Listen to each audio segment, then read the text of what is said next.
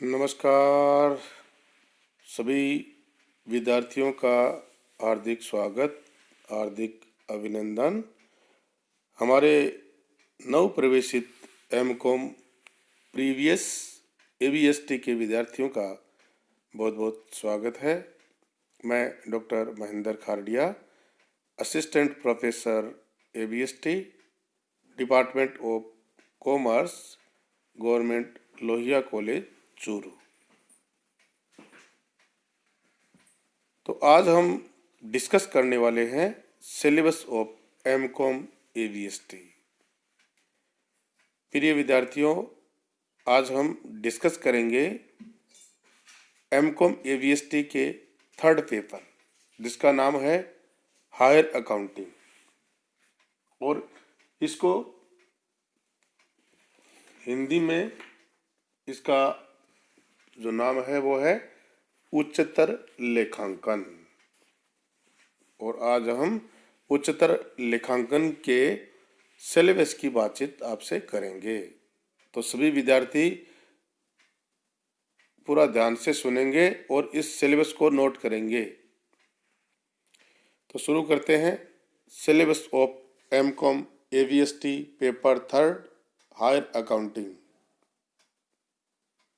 महाराजा गंगा सिंह विश्वविद्यालय से संबद्ध हमारा महाविद्यालय, जिसमें आपने प्रवेश लिया है, एमकॉम एबीएसटी प्रीवियस ईयर, और आपका विषय है लेखा व व्यवसायिक सांख्यिकी। और लेखा और व्यवसाय सांख्यिकी के अंतर्गत थर्ड पेपर है हायर अकाउंटिंग, और ये कंपलसरी पेपर है, आपको कोई चॉइस इसमें नहीं मिलेगी। और इसके पाठ्यक्रम के बारे में आपसे बातचीत शुरू करते हैं।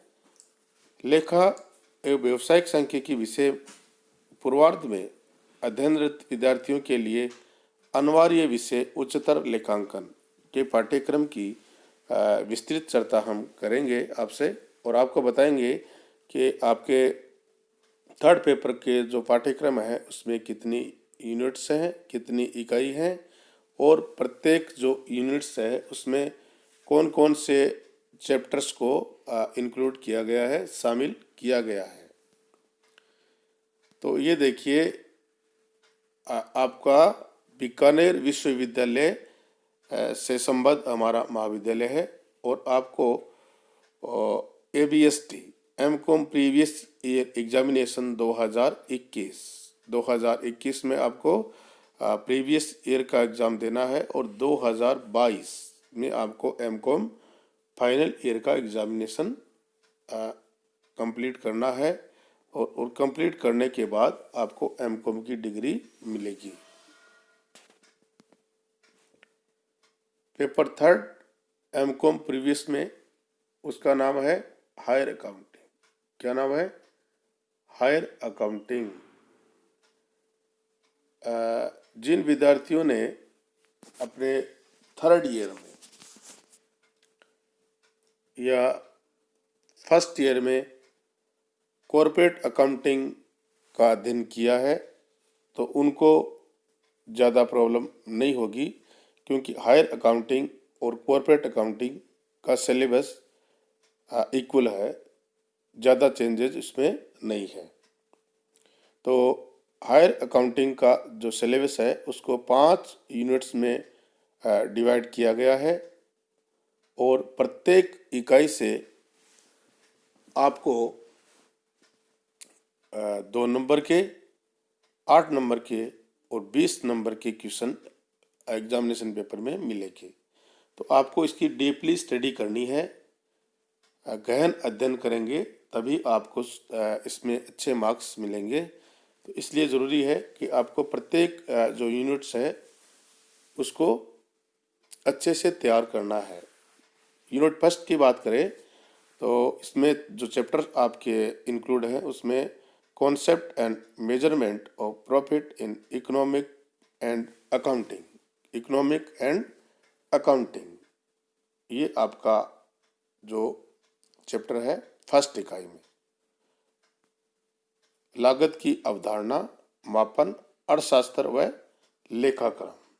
ये आपका चैप्टर फर्स्ट इकाई में determination and disposal of profit with special reference to company act 1956। आपको डिस्पोजल ऑफ प्रॉफिट को विशेष रूप से कंपनी एक्ट जो 1956 है उसको ध्यान में रखते हुए इसका अध्ययन करना है। और इसके साथ साथ आपको एक नया चैप्टर आपके लिए आएगा, वो है अकाउंटिंग फॉर एग्रीकल्चर फार्म्स। ये आपके लिए नया चैप्टर है, इसका अध्ययन शायद आपने नहीं किया है, तो इसका आपको अच्छे से अध्ययन करना है। और इसके साथ साथ रेस्पॉन्सिबिलिटी अकाउंटिंग, उत्तरदायित्व लेखांकन आपका एक नया चैप्टर है, इसका भी अध्ययन आपको फर्स्ट इकाई में करना है। तो ये आपके 4 चैप्टर जो है वो फर्स्ट इकाई में इंक्लूड है। अब हम बात करेंगे सेकंड यूनिट जिसमें आपके चैप्टर होंगे accounting for investment and stock market transaction. ये जो चैप्टर है शायद आपने बीकॉम पार्ट फर्स्ट में इसको पढ़ा होगा या उसका अध्ययन आपने किया होगा। इन्वेस्टमेंट से संबंधित जो अकाउंटिंग हम करते हैं तथा स्टॉक मार्केट के जो ट्रांजैक्शंस आप होते हैं उसके बारे में हम विस्तृत चर्चा आपसे करेंगे। इसके साथ साथ आपका चैप्टर है ह्यूमन रिसोर्स अकाउंटिंग, मानव संसाधन लेखांकन।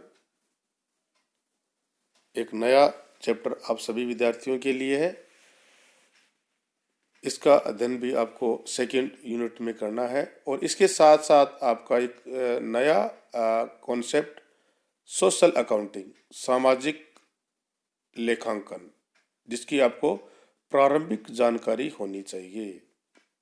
और इसके साथ साथ आपका एक नया चैप्टर होगा accounting for price level changes with special reference to inflation accounting.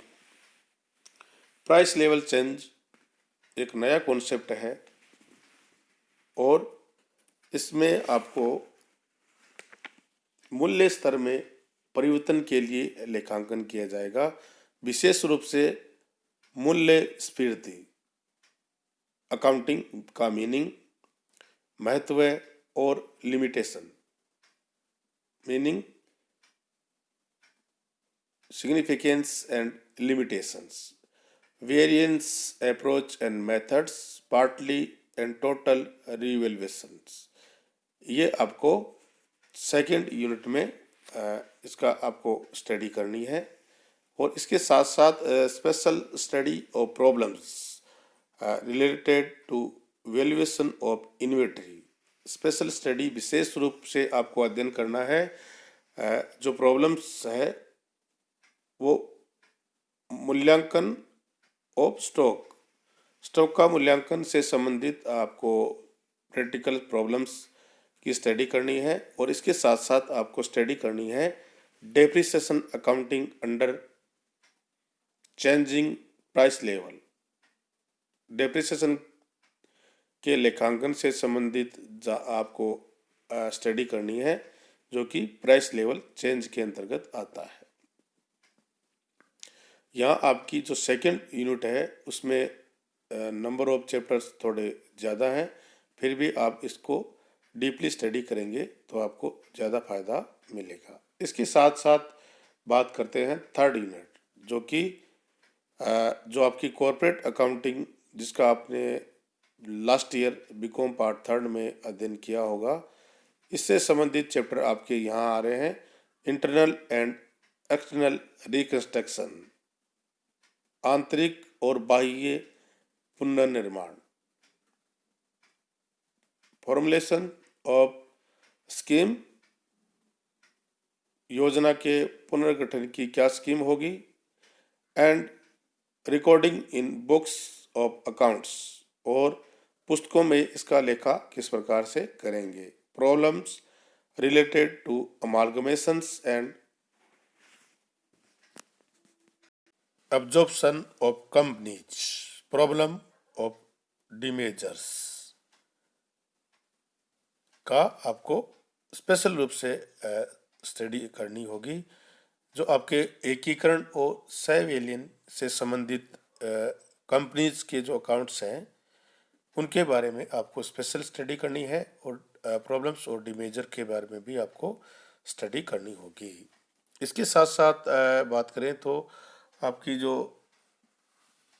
Fourth unit है जिसमें account of holding and subsidiary companies under the companies act 1956, preparation of consolidated balance sheet and profit and loss account.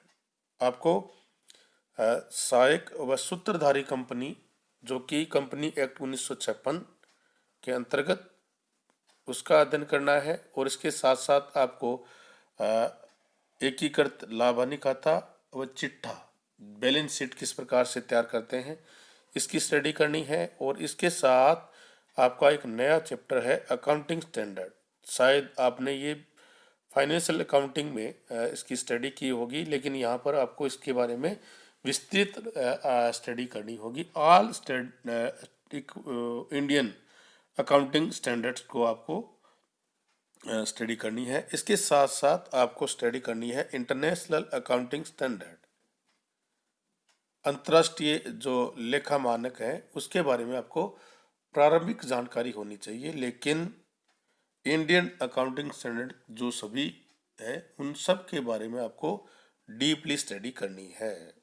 और last and final आपकी fifth unit है, उसमें accounts of companies in liquidation, समापन के समय जो लेखे किए जाते हैं उनके बारे में आपको अध्ययन करना है। और एक नया chapter final accounts of banking and insurance company, banking कंपनियों और बीमा कंपनियों के अंतिम खाते जिसमें लाइफ इंश्योरेंस को आपको इंक्लूड करना है, जिसमें आपको जीवन बीमा को सम्मिलित करते हुए बीमा और बैंकिंग कंपनियों के अंतिम खाते किस प्रकार से तैयार किए जाते हैं के बारे में डीपली स्टडी करनी है।